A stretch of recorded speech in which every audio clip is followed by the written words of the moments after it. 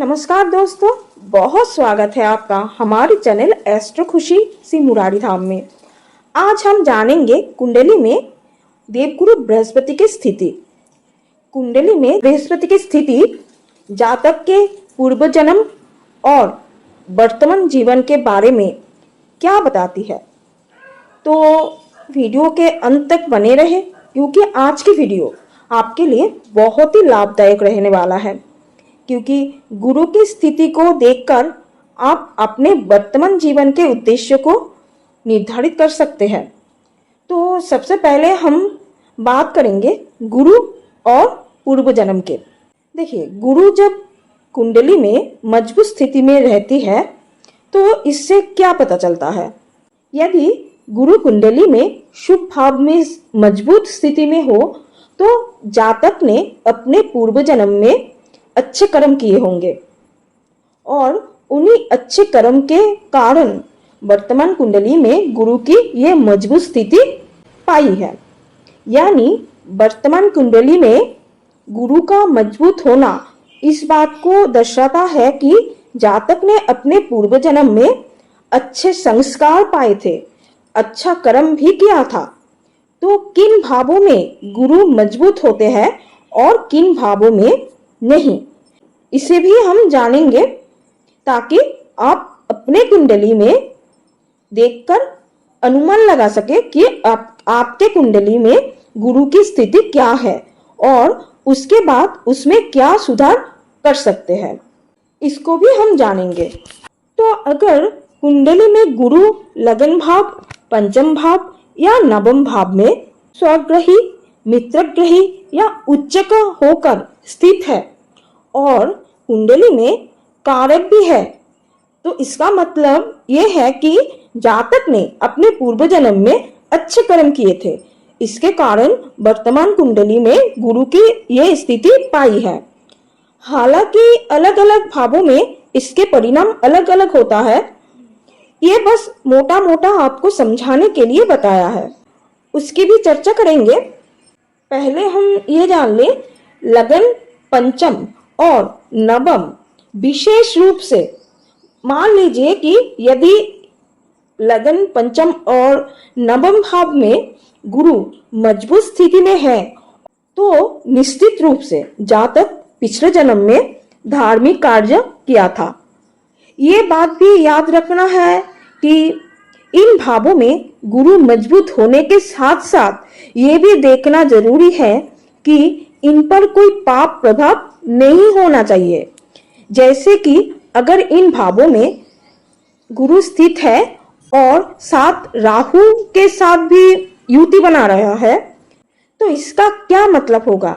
देखिए, पहले ये जान ले कि राहु और गुरु कुंडली में किसी भी भाव में एक साथ युति बनाकर स्थित होता है तब गुरु राहु के द्वारा पीड़ित हो जाता है और ये एक गुरु चंडाल योग भी बनता है। और इसका मतलब ये होता है कि जातक किसी भी पुराने जन्म में, किसी भी पूर्व जन्म में, मतलब अपने पिछले कोई भी जन्म में कोई ना कोई पाप कार्य किया है, धर्म से जुड़े या फिर देवी देवताओं से संबंधित या फिर धन का दुरुपयोग किया है, तो इस चीज को दर्शाता है और तभी कुंडली में ये स्थिति बनती है।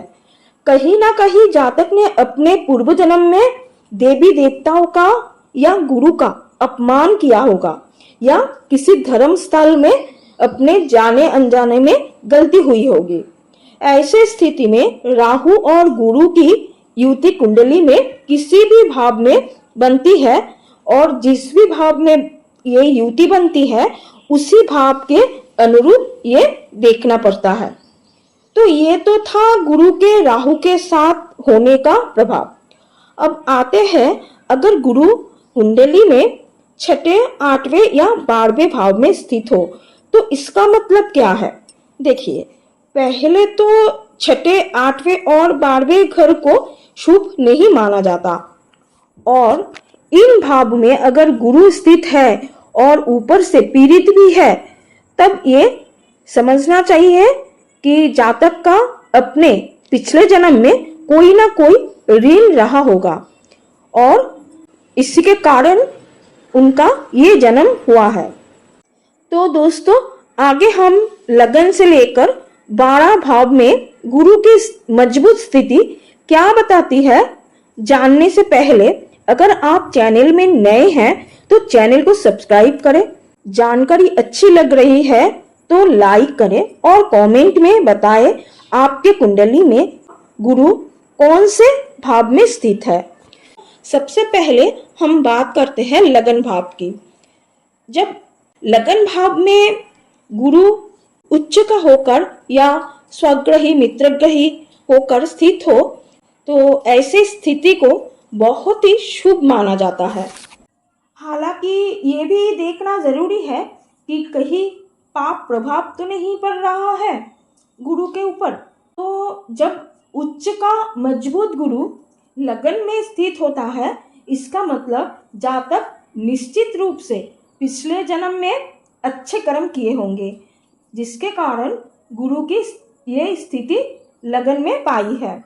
गुरु के ये स्थिति बहुत ही शुभ माना जाता है और जातक के वर्तमान जीवन के बहुत सारी समस्याओं को भी आसान कर देता है गुरु की ऐसी स्थिति।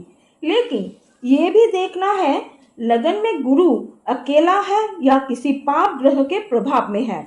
अगर पाप ग्रह के साथ है या पाप प्रभाव के साथ है तो इसका प्रभाव कैसा पड़ता है कुंडली में, इसके भी चर्चा हम करेंगे किसी और वीडियो में। लेकिन दोस्तों, अगर गुरु लगन में है, उच्च का है, शगृह मित्र ग्रही होकर लगन में स्थित है तो निश्चित रूप से जातक पिछले जन्म में कोई अच्छा कर्म किया होगा और इसके कारण जातक को पूर्वजों का आशीर्वाद भी मिलता है, कुल देव देवियों का आशीर्वाद मिलता है। जिनके कुंडली में लगन में गुरु मजबूत स्थिति में हो उन्हें पूर्वजों के आशीर्वाद मिलते रहना चाहिए और कुल देव देवियों का भी आशीर्वाद मिलना चाहिए। इसके लिए आपको कुल देव देवी का पूजा करना चाहिए और पूर्वजों को स्मरण भी करना चाहिए। आपको तीर्थ स्थल पर यात्रा करना चाहिए, धर्म के काम में लगे रहना चाहिए। कोई भी धर्म के काम हो तो उसमें समय देना चाहिए। अगर आप ऐसा करते हैं तो यकीन मानिए आपके अभी कोई भी परेशानी हो रही है या आ रही है तो आप देखोगे कि कैसे सब सही होने लगेगा और आपके जीवन सुख और समृद्धि से भर जाएगा। अब गुरु जब दूसरे भाव में स्थित होता है तो इसका मतलब क्या है कि आप अपने पूर्व जन्म में कहीं ना कहीं ध्यान साधना से जुड़े थे। अब आप सोच रहे होंगे कि दूसरा भाव तो धन भाव है, यहाँ ध्यान साधना कहाँ से आ गया। देखिए, जब दूसरे भाव में गुरु स्थित होता है तो दूसरे भाव से उसके जो दृष्टि आती है, सप्तम दृष्टि आती है, वो अष्टम भाव पर आता है। और सिर्फ ग्रह की स्थिति ही नहीं देखना चाहिए, ग्रह की दृष्टि भी देखना चाहिए।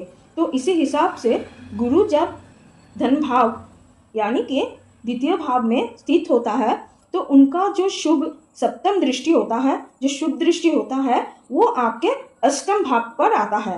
तो इसका मतलब है कि आप पिछले जन्म में ध्यान साधना से जुड़े थे, क्योंकि अष्टम भाव जो होता है छुपी हुई ज्ञान को दर्शाता है, रहस्य है। जो अष्टम भाव में एक रहस्य छुपा होता है, अष्टम भाव से ज्ञान को भी देखा, जो छुपी हुई कोई भी चीज को भाव से देखा जाता है। अष्टम भाव से मृत्यु को भी देखा जाता है, हालांकि वो अलग चैप्टर है, उससे हम नहीं जा रहे हैं। लेकिन अष्टम भाव पे जब गुरु की दृष्टि पड़ रही है तो इसमें यह दर्शाता है कि जातक ने पिछले जन्म में साधना, ध्यान, ज्ञान से जुड़े थे, आध्यात्मिक ज्ञान को भी प्राप्त किए होंगे और आपने इसे महसूस भी किया होगा कि आपके जीवन में कुछ घटित होने से पहले आपको उसका आभास भी मिलता होगा। कई बार आप उसे इग्नोर भी कर देते हो, लेकिन अगर आप ध्यान देंगे तो आपको वो समझ में आ जाएगा कि आपको आपके वर्तमान जीवन में कुछ घटित होने से पहले उसका जो इंट्यूशन पावर से आपको पता लगता है कि हमारे साथ कुछ अच्छा होने वाला है या कुछ गलत होने वाला है, पर हम क्या करते हैं, हमेशा अपने जो अंतर्मन की बात को इग्नोर कर देते हैं, नहीं समझ पाते हैं। पर आप अगर जिनके भी द्वितीय भाव में देवगुरु बृहस्पति की स्थिति है, मजबूत है, तो ऐसे इंसान के इंट्यूशन पावर बहुत ही मजबूत होते हैं। ये अगर थोड़ा ध्यान देंगे तो इनके वो अगर उनके लाइफ में कुछ घटित होने से पहले उनको आभास हो जाता है। देखिए, आप पर देव देवी की आशीर्वाद है। पिछले जन्म में आपने जो भी ध्यान साधना में लीन थे, इसीलिए आपको दिव्य शक्ति का प्राप्त भी हुआ था। तो इसके कारण आपको अगर इस जन्म में आप अभी भी ऐसा लगता है कि आपको कुछ समझ में नहीं आता, कोई भी काम नहीं होता आपको ढंग से, कोई भी जो भी काम करने आप जाते हो तो उसमें रुकावट आती है, तो आपको भी कुल देव देवी की पूजा करनी चाहिए। आपको भी कुल देव देवियों की आशीर्वाद लेना चाहिए, पूर्वज की आशीर्वाद लेना चाहिए, धर्म के कार्य में समय देना चाहिए।